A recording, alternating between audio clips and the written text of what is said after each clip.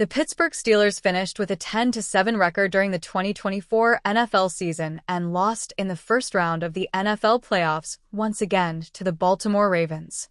Pittsburgh has not won a playoff game since the 2017 season against the Kansas City Chiefs under head coach Mike Tomlin. Entering the 2025 season, the Steelers are trying to win its 7th Lombardi Trophy in franchise history.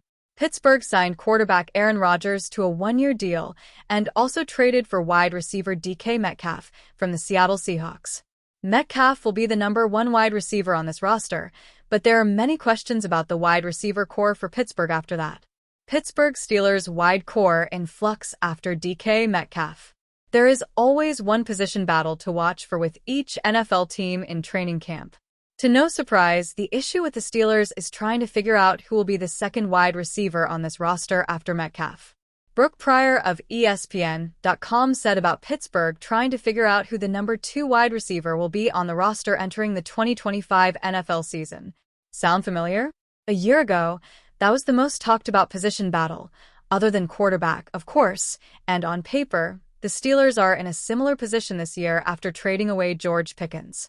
The room is led by DK Metcalf, but the order behind him is a little murky.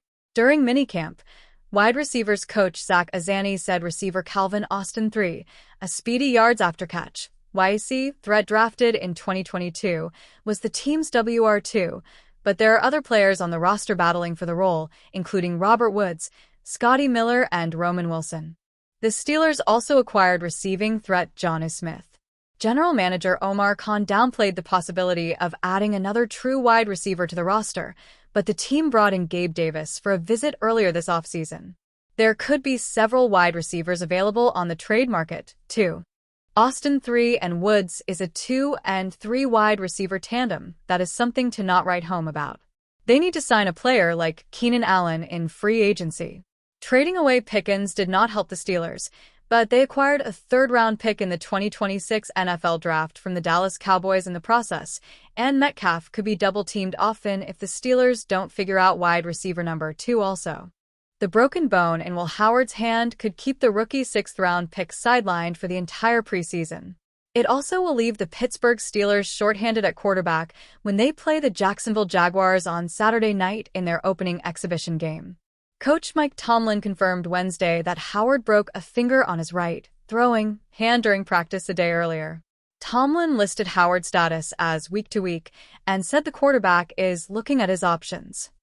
It appears to be non-surgical, Tomlin added.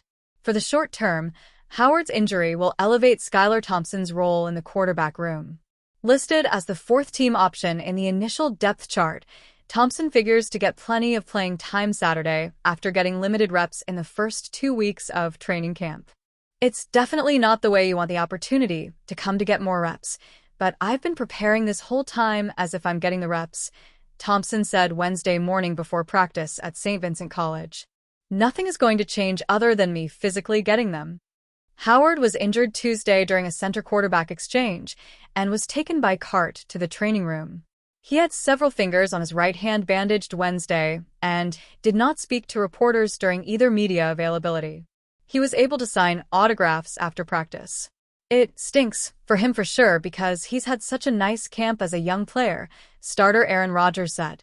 Watching him at minicamp and seeing his command of the offense, but this year is a growth year for him, a year to watch and learn.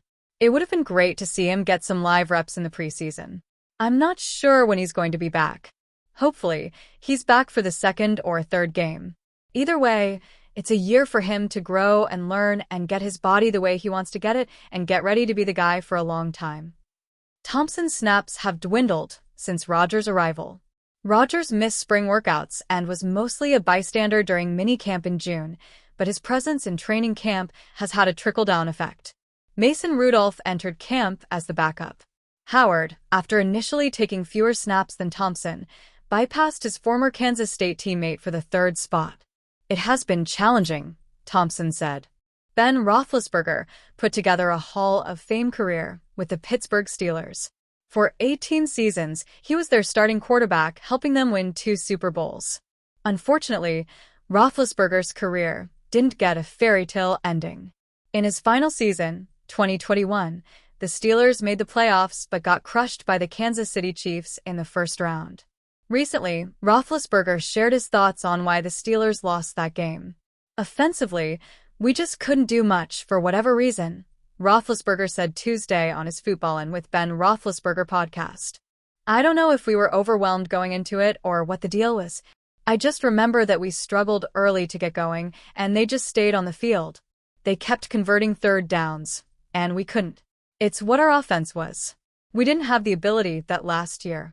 We had a line that was maybe a little underprepared, coaching staff that was probably a little underprepared to have us ready for stuff like that.